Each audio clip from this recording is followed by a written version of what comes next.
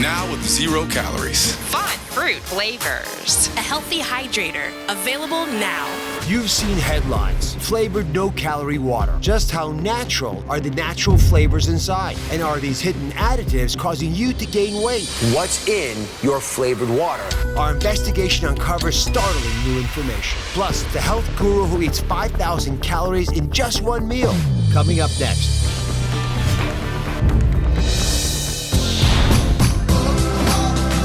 Y'all ready for season 10? Yeah!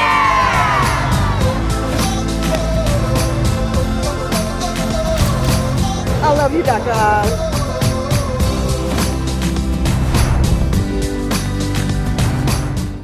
Over the last 10 years, we've been investigating artificial sweeteners and weight gain. And you, as the smartest audience in television, switched from sodas and diet sodas to drinking more of these clear, flavored waters. They look so pure. But could what's in them actually be crashing your diet? Today, the truth about no-calorie flavored waters. Are the additives in them making you gain weight? Plus, the biggest food mystery out there. What are the natural flavors inside these drinks? Now, no-calorie flavored waters, you've heard of them all, right? They come in all kinds of flavors. There's lemon, there's limes, there's mangoes, from carbonated to still versions, and we spend more than $2 billion on these drinks a year. That's what we spent last year. So who here is obsessed with these no-calorie flavored beverages? Oh, you got some hands up here. Why do you like them so much? They taste good. I hate water. Yeah. It's boring, isn't it? Yeah, that one makes me feel good too. Who thinks water's boring? Well, enough people. What do you love about them?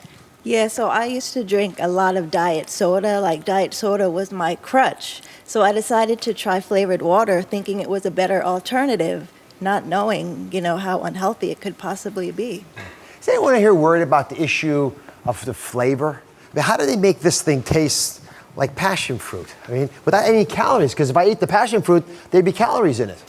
Well, I love water, so I decided, let me try some flavored water. My favorite is watermelon flavored water, but I'm thinking, how is watermelon flavored water actually have 0 calories? Yeah. How is that? That should be dawning on all of us as a major concern, because when it's too good to be true, it often is. To help me investigate these drinks, Kellyann Petrucci, that's a present for you.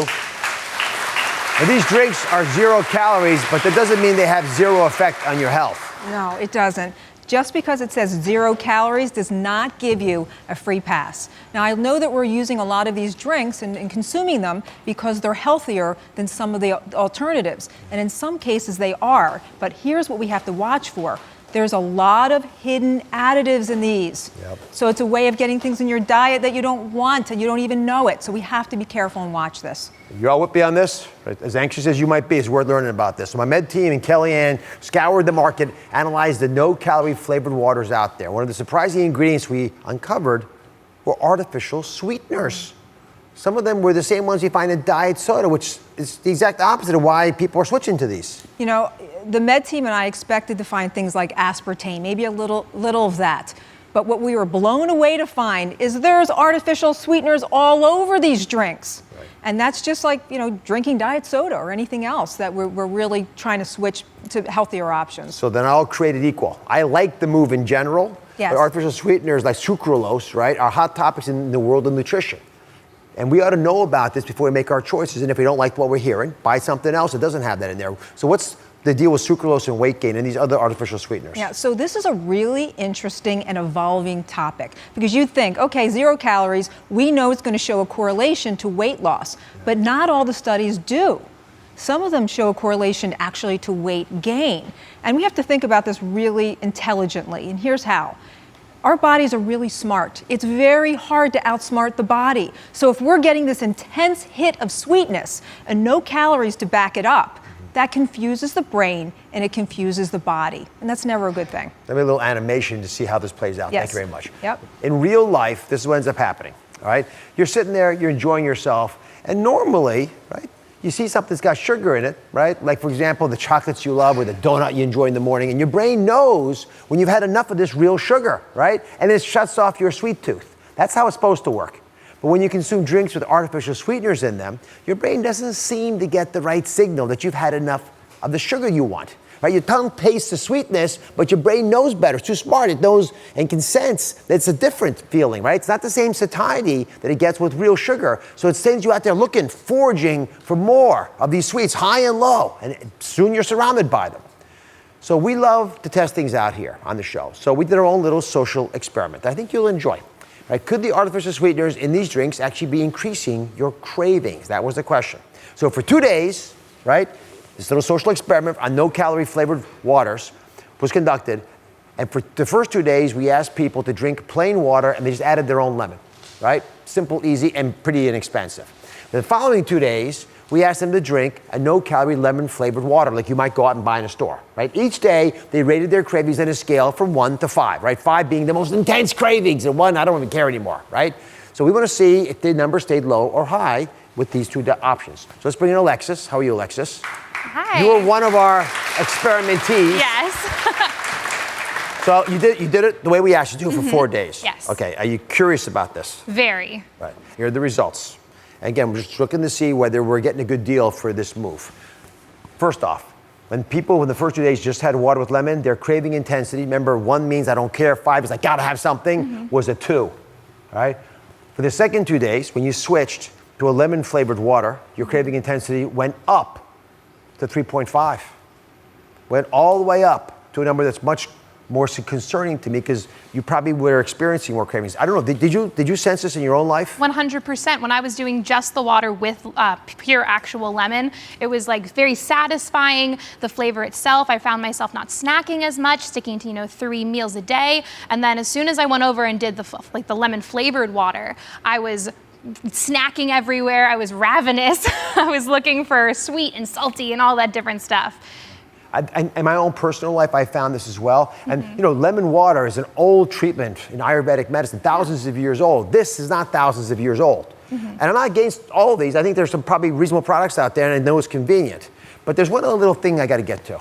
When you do look at the ingredients, you see carbonated water and then this thing, natural flavors. What does that mean to you, Alexis? Well, I hope that it means that everything in it is derived naturally. Yeah, we're going to find out, because up next, the biggest food mystery lighting up the internet. What's in your flavored water that makes it taste like a lemon or a lime? Stick around.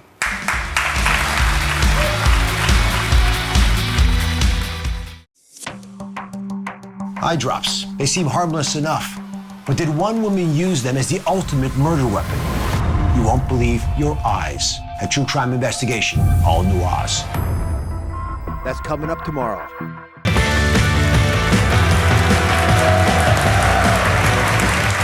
We've been investigating the truth about the no-calorie flavored waters that are all over the place. Now, no matter if it's grapefruit or raspberry, or lemon or lime, you won't find fruit on the ingredient label. But what you will find is a mystery ingredient, natural flavors. Now, I, along with everyone else online, was curious to know what that means. So we asked a food scientist to uncover the science behind natural flavors. But first, I've got some audience members here. Come on in, guys. I want them to talk about their favorite no-calorie waters. So Melody, what do you enjoy drinking? Grapefruit, absolutely. Isn't this cool? And Shannon, what do you enjoy? My favorite is passion fruit. So grapefruit and passion fruit, right? Now these have calories in them, right? So Shannon, do you ever wonder how this beautiful passion fruit gets into that passion fruit no-calorie water without any calories getting in there? I do. I always think about that, and I'm always wondering what's the healthier options, what's the more natural alternatives, so I'm interested to find out. I always figured if you just squirt a little bit in there, you might get 5 calories. That's at least you know what you're dealing with. Yeah. But having this pre-made for you with 0 calories is attractive. So pay attention, you'll enjoy this. Food scientist Taylor Wallace and nutritionist Kellyann Petrucci are here to tell us what they uncovered about natural flavors.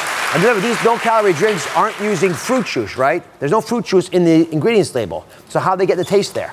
So when they say natural flavors, they actually do come from a natural source, but it's a process. And it begins in a lab. And so here's what happens. The food scientists will take a natural food, like this fruit, and they'll put it in a big machine. And I have to tell you, it's called a still. And this is a big whopper, a huge machine. They'll put it at a certain temperature, prescribed temperature for a certain period of time. And at the end of that, it comes out like you see here. And this end product is actually really concentrated, and all the nutrition has been stripped away. So you can clearly feel that this is probably not going to taste good at this point. So what they do is they add in some extra flavor, maybe some herb or a bark or another fruit essence. They add that in here so you get the taste you want. So the point being, if you are drinking some kind of drink that's supposed to be grapefruit flavored, it may not actually come from a grapefruit, not fully. Not fully. Right, Taylor, you experimented with some of these natural flavors in your food science lab. So show me what you uncovered here. And this is a pretty concrete example of how this would be done in the laboratory. Absolutely. So most companies aren't going to tell you exactly what's in their natural flavor because they have their own recipes. So I took a flashback to graduate school, Dr. Oz, and I put on my food chemistry hat, went into the lab, and made us a couple of examples. Now, the goal here is to really make the flavors pop in your mouth, right? We want to give you that experience of biting into the orange. But we don't do that with just one flavor. So the first drink that I'm going to show you, you can take a sip, just has that one orange flavor in it. And as you'll see, it's very subtle, right? I mean, the word bland that comes to mind. Right? It's like water where someone dripped a couple droplets of orange juice in there. Exactly. So for the second drink, what I did is I extracted some flavors from the orange peel, the oils that are naturally in the orange, and then I added a little bit of phosphoric acid to give it a little tang and really kick those flavors up a notch. This is fantastic. Right? Yeah, right? Really, really good. See, you invite me and Kellyann to your Christmas party, and I'll bring the eggnog. Both. I'll bring the alcohol. Yeah. So back to the issue about these natural flavors and why it's this grab bag term. Is it purely because it's a secret recipe that they don't publish it? Well, so there's a number of reasons why we don't label it on the food label. One, as food scientists, we want to keep the label as clean as possible. So like Kellyann said, we want you to focus on the amount of calories or the amount of sugar that's actually in products. The second reason is because flavorists, like my friend Stacy, travel all over the world to find the newest, exciting, exotic flavors so that they can go back in the lab and blend them and make the next creative innovation of flavored waters for you. They don't want somebody stealing that and knocking it off. So therefore, because it's all from natural products, the FDA just requires that you label it as natural flavor. So, I mean, cut to the chase, are they safe? Absolutely. In fact, they're used in such small quantities, they don't make an impact on any type of health outcome. Now, here's what's interesting about natural flavors. Natural really does mean natural, so they can come from a fruit, a vegetable, an herb, or a spice. My favorite vanilla natural extract actually comes from beaver anal glands. Beaver anal glands, and it actually tastes really great. What do you guys think about that, beaver anal glands, even if it tastes great? And so you can actually mix that with other flavors and actually get a raspberry flavor out of that. Now, for most of you all who are really grossed out with that, we don't actually sell a lot of those products on the grocery store shelf because, one, it's expensive to do, and two, we don't really have a lot of beavers, just kind of hanging out around here. What a terrible job to have. I harvest beaver anal glands. All right, come on over here. So, Kellyann, what do we pay attention to when we're buying these flavored waters that have no calories in them? There's just one word we all have to keep in mind. The big buzzword, I want this to be so prominent in everyone's brain when they're looking for these, natural flavors. That's what. We don't want to get any of the artificial stuff. It's simple. These are natural flavors. It actually works for this. Now, Taylor, if you prefer unflavored seltzer, you got a little tool for us, a little hack. Absolutely. Because I actually, if I had my druthers, would only drink that. But I get that you get bored of just plain old water. So help me bump it up a little bit. Hack it for me. Okay, well, let's bring a little food chemistry into your own household. You can take those oranges, maybe a little bit of mint or lime, and muddle those together because, again, you want to let those oils escape from the food. Like a mojito. Yeah, and you can even actually cook them on top of the stove for, 1 or 2 minutes to help bring those flavors out again. Then add more water, dilute it out, let it set overnight. The next day, you can filter it through a coffee filter to get rid of all the solids, and voila, it's your first step to becoming a food scientist. Who wants to taste this? Who's up for this? Here you go. Why not? Give it a shot. This is my little gift to you. This is how we ought to be doing it if you want to avoid anything, but at least you know what to look for. You can share it down the aisle. Up next, can you really eat 5,000 calories of junk food in one meal? Can you? And lose weight? It's not about whether you can do it. Can you actually do it and lose weight? Think about that. We'll be right back.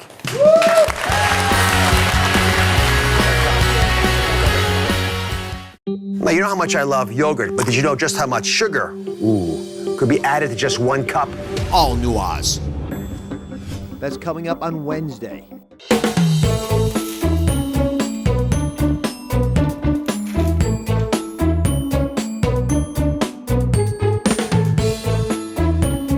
This meal is super filling.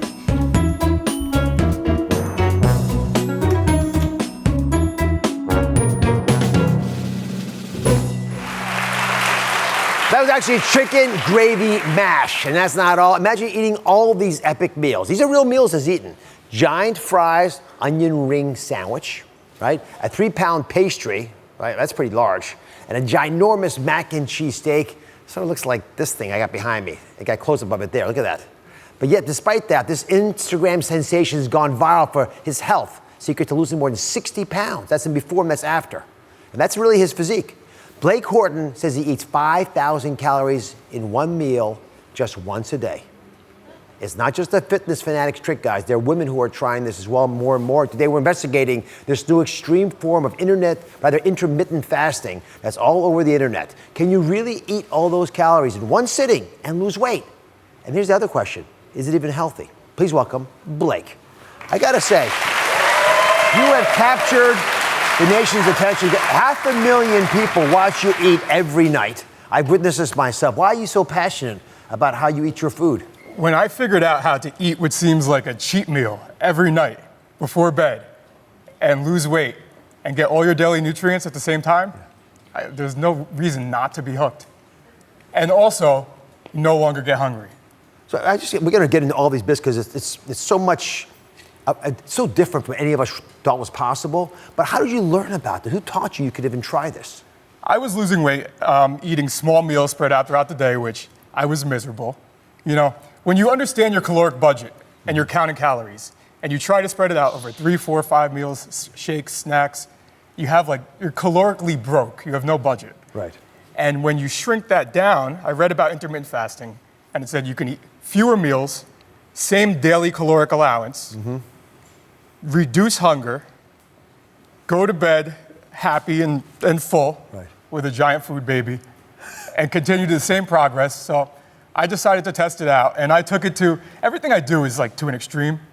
I'm sensing that. Yeah. So I got really creative with it, and I reduced it to 1 meal a day, which I didn't know anybody at the time who was doing that. So the longer you wait to eat, once you get used to it, you no longer get hungry. If you eat in like a 4-hour time period, all your calories, all your nutrients in a 4-hour time period, you're not going to be hungry, not nearly as much as if you did 3 meals or 4, 5, 6 like the... Let's kick the tires on this. We're going to investigate, first of all, what Blake's eating to lose weight. So walk me through your meal plan and just bring everyone up to speed of why you would eat this. And just to be clear, okay, this is what it actually looks like on the Instagram feed. But all of these things went into this. So take your time, explain what this is. And this is about 5,000 calories we calculated. This is a little bit higher calorie. I believe mine was around 4,000 calories. But I do see a lot of oil here, which I didn't have on mine. Oh, okay. Here, I'll fix that. Here. If you could just, yeah. There we are. Okay, it's 4,000 calories. So this is all 4,000 calories in here. All right. There you go. Yeah, I didn't recognize that. So what did we have? We had some... salad and vegetables. Yeah, we had about 4 pounds of vegetables. Everybody asks if I eat fruits and vegetables. Most of my meals have like 4 pounds of vegetables or like 3 pounds of fruit. But everyone sees the cheese sauce, the dressing, and it's some low-calorie cheese sauce. What about the French fries? They're not the health food normally. Fries, I mean, they are potatoes. They're not like deep fried like for hours. I mean, the fries I used are probably between like 2 to 3 grams of fat per 3-ounce serving of fries. So you're very thoughtful about the cheat foods. I count all my nutrients. And what time do you normally eat? I normally eat usually around like 1 to 2 a.m. Yeah, I thought that was the case. I figured that's impossible. Why at that hour? Because I go live on Instagram and everybody's like, why are you live in the middle of the night? My schedule is just packed. Like, I like eating at the end of the day because, I mean, biologically we were meant to feast and fast. And when we feast, we go to sleep. You digest while resting. A lot of people have heartburn, indigestion, acid reflux. Yes. I mean, I'm sure plenty of people here I've had it in the past too, but when we go out to eat a lunch and then you try to walk off your big lunch, or you go try to run it off or go to the gym after eating, and your body's trying to digest all this food while moving, that can cause a lot of those issues. Where I eat all my food, and yes, I look like I have a huge baby, but I digest while resting. See, I'll be honest, if I ate at 1 in the morning, I wouldn't be able to sleep all night. That would keep you from sleeping? Yeah, for sure. That would throw me off. And you know, this doesn't look so healthy to me, and this for sure is a little bit petrifying as a doctor. That's right. I'm surprised they recreated this. Yeah. We took a long time. We had to push people up. So let me go back to this. Come on over here for a second. I'm going to walk you through how I analyze the food a little bit. So this is one meal you had, right? Doesn't look as healthy as some other meals that I could imagine you eating. Is that a big hamburger? It looks like it. Yeah, it's a giant cheeseburger. Cheeseburger. It's a cheeseburger, believe me. All right, look over here. Calorie content for that, right? Pretty significant. 3,385. So it's less than the 5,000 I said, less than the 4,000 even that you might have said. Fat was almost 90 grams, and carbs 391 grams. Right? Here's another one. This is a sort of some pizza conclusion. This is a pretty big size of pizza. It's bigger than your torso. Yeah. Right? Here we had 3,974 calories, sugar 123 grams, sodium 8,046. Well, that was for 2 of these slices of pizza, not just one. How many did you eat? 2. Well, then what's accurate? The total was for 2 slices. Yes, total. Yeah. Sure, sodium's a little bit high, but a little bit high, 8,000. Yeah, for me, I mean, it's almost double the recommended amount, or a little bit over double the recommended amount. But I keep my potassium in check. I'm sure you've heard about the sodium-potassium balance, and I'm also into fitness. So I mean, I flush out the sodium. Let me see your abs. This is what I'm talking about. I'm going to know how he eats that food, that pizza, and has this. All right. So part of the reason I wanted you to come on, if you don't mind, is I actually know that women are following you and are losing weight on the program. So because they're all on social media and they're looking at what you're doing and imitating it, getting success, I got curious. So I've got Kathy here with us. How are you, Kathy? I'm good. How are you? If I get it correctly, come join us. Kathy's lost 50 pounds in 6 months. By the way, before you even start to go, is that unusual for people who are following you? Do you hear these stories? I have my own diet. It's the Blake diet, and plenty of people have watched my how-to videos, my tutorials, and I have over 1,300 people now losing weight because 1,300? Over. All right, so you're one of the over 1,300 people. Yes. Tell me your story. Okay, so we found Blake on the internet, my fiance and I, Jamie, he's here today. He found him on YouTube, and we decided to watch him. He decided to start the diet. He's like, oh, I'll give it a try. I saw his success. The first week or 2 weeks, he lost like 15 pounds. Did it make you mad? A little bit. Yeah. Yeah, and I was just like, you know what, I'm gonna give it a try. I mean, I have nothing else to lose. I mean, I've done the whole traditional dieting, and it didn't really work for me. And I was never a breakfast person. I could never eat breakfast. Yeah. So this diet was just perfect. Where is he? Where's he hiding? We'll pull him out there. Jamie. So Jamie looks skinny too. He is. He lost 85 pounds. He lost 85 pounds? Yes. And are you eating the same kinds of food as Blake is? For the most part, yeah. And you're scaled down into my calorie intake, my burn. And your fiance is also? Yes. Did I say fiance or boyfriend? Fiance. Yes, just making sure. Yes. Okay. All right. And eat the same kind of food. And you say that you lost the weight, but you had other benefits also. Yeah, I had more energy. I didn't feel so sluggish. I felt better. My skin cleared up. My hair felt better. And at what time of day are you eating? I eat at midnight. You also eat at midnight? Yes, I do. What is going on here? It's flies in the face of everything we're talking about. Here, come on over here. So I'm going to take you to the truth tube. Blake, get on over there. I'm going to put you in the truth tube. Now, you know what this is, right? We've talked about intermittent fasting before. And part of the challenge here, and just to be honest, I've never seen anyone eat the portion sizes that you're speaking about, Blake, or that you're enjoying, or your fiance is either, who looks so healthy on the outside. But I'm actually more concerned about what's going on inside of you. So you allowed us to audit you, to put you through a full examination, right? We have all your blood tests. When we come back, we got Blake's test results. Is the diet that's blowing up on the internet really healthy in the long term? That's the real question I'm asking. Is it something you ought to try? Stick around.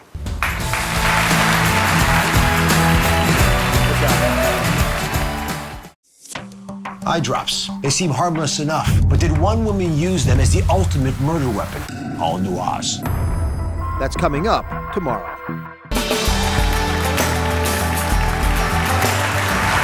We're back with the question. Is the internet's new diet obsession of fasting and feasting on junk food something you ought to be trying? Now, you may get to eat thousands of calories and shed pounds, but what's it doing to your insides? Blake Horton, who started this new trend, is back. We tested his cholesterol and his blood sugar before the show, and I asked him to keep track of his sleep patterns, and the results are in. Are you ready, Blake? I am ready. You're ready. All right. You confident? I'm confident. Okay. Total cholesterol should be under 200. Blake's 118. I'm not quite sure how this is all working, but I got to say that number's nice. The blood sugar ought to be less than 100, between 70 and 99 ideally. Yours, 84. Smack dab in the middle. I was surprised. These are just two of the lab results. I looked at all your lab results. Literally every single one was in the optimal range. So I'm a little trying to figure out, get my footing back. But I have to say, at least on the insides of you, you look as good as you do on the outside.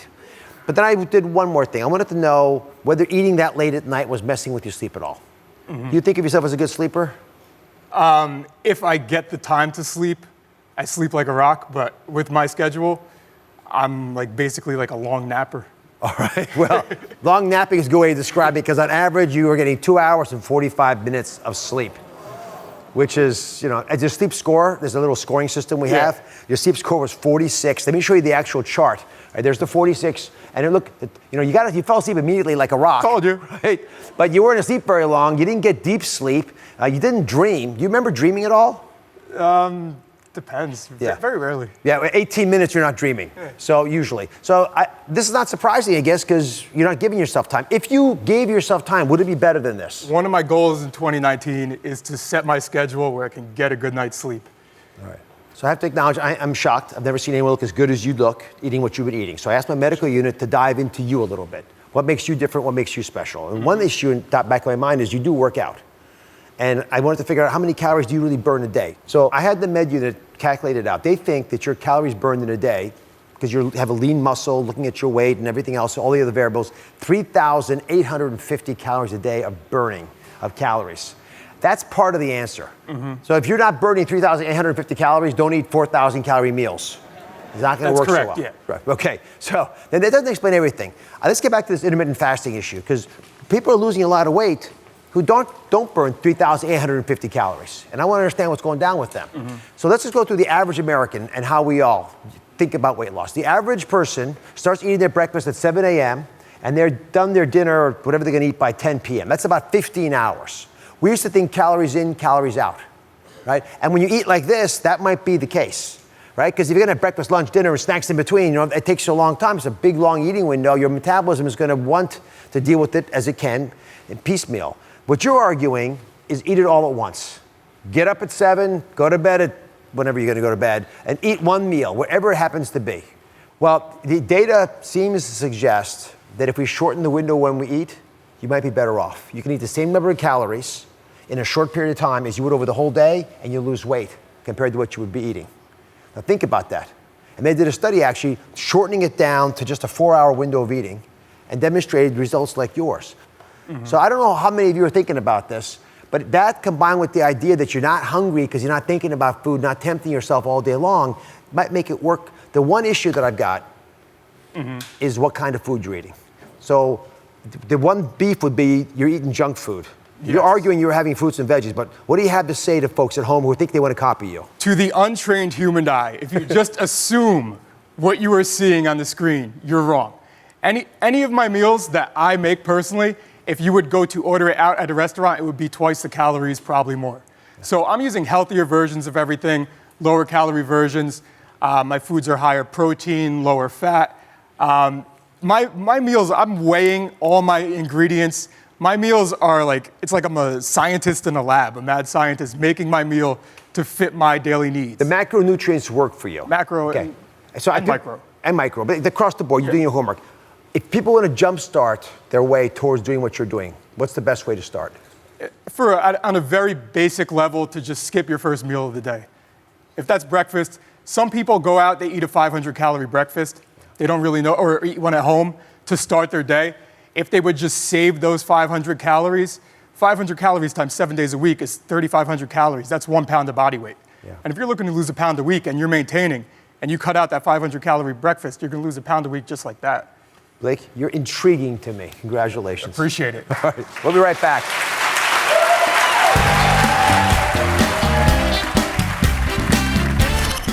Up next, constipation confessions. Could you have a megacolon? Plus, top experts reveal the surprising food to get things moving along again.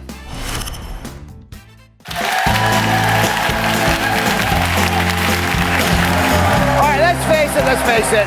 We have all struggled with constipation before. Am I right? Right? Once in a life at least, sometimes a lot more than that. But a shocking new headline is opening my eyes to a whole new level of being, well, backed up. There are reports of a man whose colon expanded to 7 inches and actually burst because he was so constipated. So many of my friends and family have been asking me about it that even I've gotten curious. So today, do you have a megacolon? And could your constipation be deadly? For the first time ever, I'm going to show you what a real megacolon looks like. Think about the word megacolon. But first, sisters-in-law Kristen and Carrie are here. They say they are obsessed with talking about their bathroom schedules. So I got to say first, you're very brave to be here. Well, what kinds of things do you talk about, Kristen? I'm pretty regular, so I don't have much to say on the topic. So Carrie, what do you complain about when you get constipated? What to do to fix it? Yeah, and it comes up a fair amount? Fair enough. Yeah. Are you worried about megacolon? Now I am. All right. I've got an expert, so pay attention to this. Gastroenterologist Dr. Roshini Raj has been investigating this story, which was ripped from the headlines.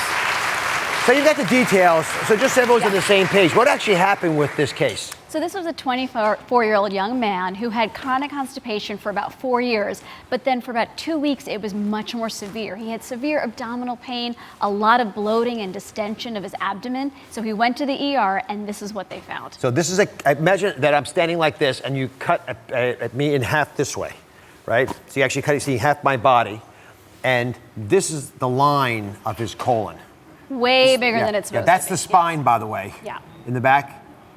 So basically, from his spine to his belly button, which is about here, he's got a colon, filling up the whole space. You go to the bathroom down here, right? The rectum's down here. It's your pelvic bone. So this is a long distance. Right, 7 inches, which is much, much larger than you want your colon to be, and you're gonna feel it. Now, they sent him home with some laxatives, some enemas, but he showed up again 2 days later, even worse pain, and this is what they found. We call this free air in the abdomen. This means the colon has burst. There's a perforation, a tear in the colon. This is actually a life-threatening emergency because you can get an overwhelming infection of your entire body. So again, this is the colon in here. The area that we had the arrow in before, this is all air that's down inside the belly, but outside the intestinal system. That is a surgical catastrophe, emergency. It's a big problem. So let's show everybody how this actually happens, how a colon becomes a megacolon. So we pulled together a little animation, and I'm going to walk you through it, so to speak. So right here next to me is your colon. Right? When you eat food, fecal material, waste traveling through, starts to move up the colon, and then it travels across the colon over here, right? And then I'll step over here. It comes down the descending colon. And then this is pretty typical if you have constipation. It'll get stuck here.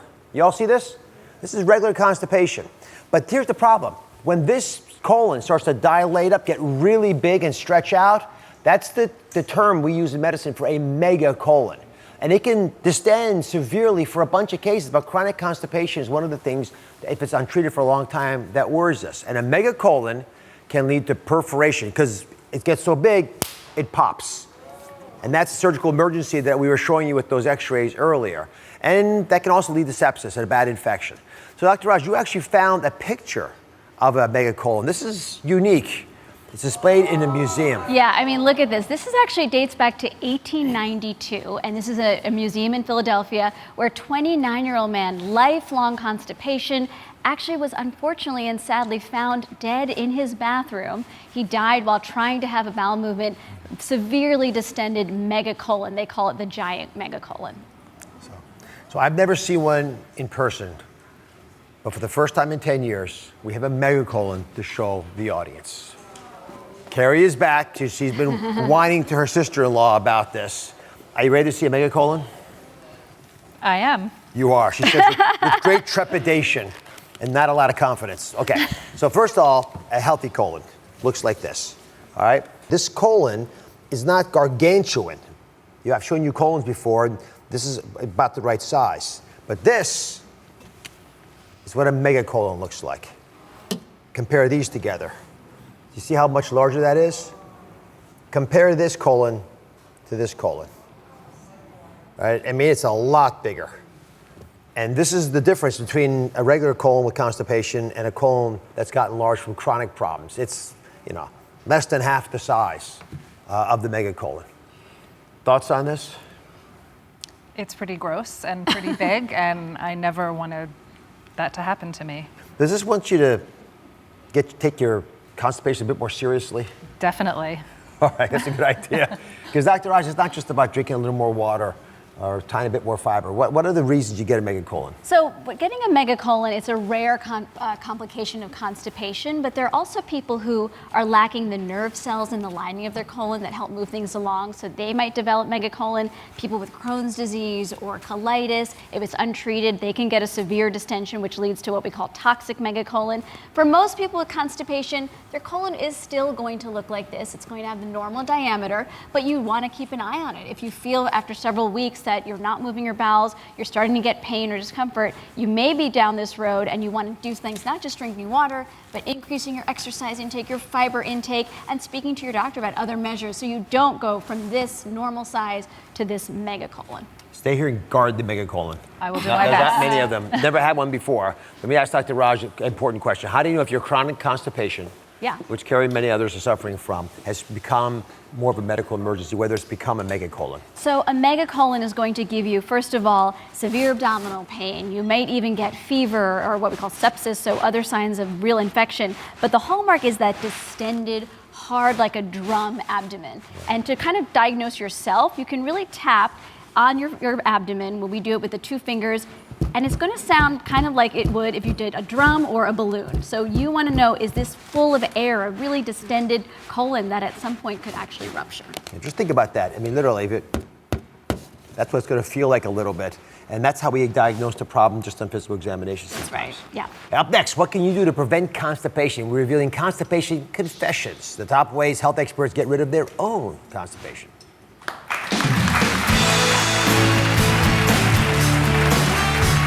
Here's your daily share. We've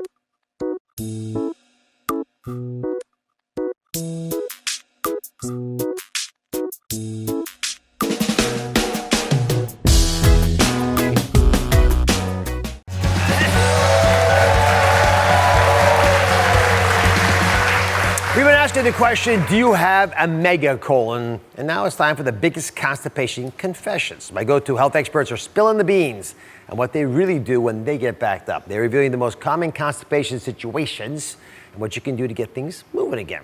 Joining us is nutritionist Tanya Zuckerbrot. We're going to start with the stress constipation. Tell us about this, Tanya. So I have found that when my clients get stressed, that they often complain about constipation. And I believe it's due to 2 factors. When people get stressed, they don't drink enough water, they don't stop to drink, and therefore the lack of fluid hardens the stool. The other thing that happens is when people are stressed, we tend to eat emotionally, and we eat things such as cookies and cakes and refined carbs that lack fiber. So they don't have the stool bulk that would normally be present to increase the stool so they could pass it. Yeah, now personally, when I get stressed out, I have the opposite problem, but we'll get to that later. Fiber and magnesium smoothie is your solution. Yes. So we have combined these 2 nutrients using 2 foods. We're going to get fiber by using a high fiber cereal. We have them here. And we have raspberries, which contain fiber and magnesium. And because we want this to be... Just add them directly at the beginning. Put them in the smoothie. And because we are recommending this at breakfast, we want to make sure that the meal is complete. So we added some Greek yogurt for protein and some almond milk. But you can use traditional milk. Any milk works. You want the liquid there really for the smoothness of it. I have to go already. It's that effective. It's perfect. So, Trinise, come over here. So, Trinise, you actually tried this out for a little bit for your stress constipation. The taste, I think you'll agree, is pretty good. Very good. How do they work for you? It really worked, Dr. Oz. For some reason, I've been constipated from working so much and the kids, and so to have something that tastes good and that's affordable, it was like really quick to make, and I actually incorporated it into my diet because I want to move on the regular. Come, move on me over here. We got another great idea. This is the away from home. You can come over here if you want. Oh, Away from home constipation. Dr. Raj, you actually have confessed that this is a problem you sometimes experience. You're not alone, by the way. Exactly. I get it. Many of my patients get it, my friends. Now, when you're traveling, a lot of things can throw off your system. What I do, my go-to trick, is to bring some golden raisins with me. This is something I eat pretty much every day. It's a great source of fiber. It gets things moving. I just prefer the golden. You can use regular raisins as well. They're delicious, and it's just like a nice little treat that helps you move. So Tanya over there, who made this little smoothie, she's also called the queen of fiber. Listen, I love Tanya. So give us some other fiber Thank hacks. you. So women should aim for 35 grams of fiber a day, and it's easier to get than most people realize. Starting at breakfast, you saw we use the cereal in the smoothie, but just have a bowl of a high fiber cereal. Look for one with at least 10 grams of fiber or more. There are plenty on the marketplace. For lunch, as we enter into the winter months, you want something warm. So have a bean soup, lentils, split pea. Both of these will give you approximately 8 grams of fiber. And then when it comes to dinner, bulk up on what we call cruciferous vegetables, broccoli, cauliflower, asparagus. These are going to have more fiber than things like potatoes. So always serve 2 cruciferous vegetables and you'll get at least 6 grams of fiber with your dinner. Keep the megacolon away. Yes. Tanya, by the way, has got the F Factor diet. You check it out. It's a wonderful book. And you got lots of constipation remedies on DrOz.com. Check them out. Just spread them with your friends. And we'll put some photos up there of the megacolon, which you can scare your family and friends with as well. We'll be right back.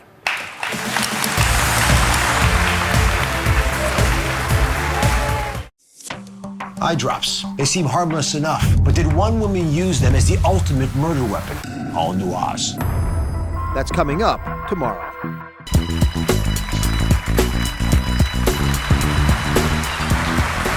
At 18 years old, Cheryl Hunter set off for Europe to become a model. What she thought would be a trip to make her dreams come true would become a nightmare she couldn't escape. No sooner did we land in France than a man wearing a camera around his neck approached me. He asked me if I was a model. Told me he could make me one if I were to just go off with he and his friend standing over there. That is how easy it is to become a model in France. They drugged me. They took me to an abandoned construction site and beat me mercilessly. They drugged me again and raped me repeatedly. They dumped me in a park in Nice 3 days later. After surviving the trauma of her attack, Cheryl set forth on a mission as an author and speaker to connect one another through painful experiences and to help those find peace and forgiveness in the life-changing moments that we didn't choose for ourselves. After hearing her speak, I knew I needed to hear more of her story. So I invited her as a guest on my podcast so she can share more of her survival story with you. To listen, download the Dr. Oz podcast on Apple Podcasts or wherever you get your podcasts. It's free. Share it with your friends as well. Together, change is happening, everybody. Our journey is just beginning.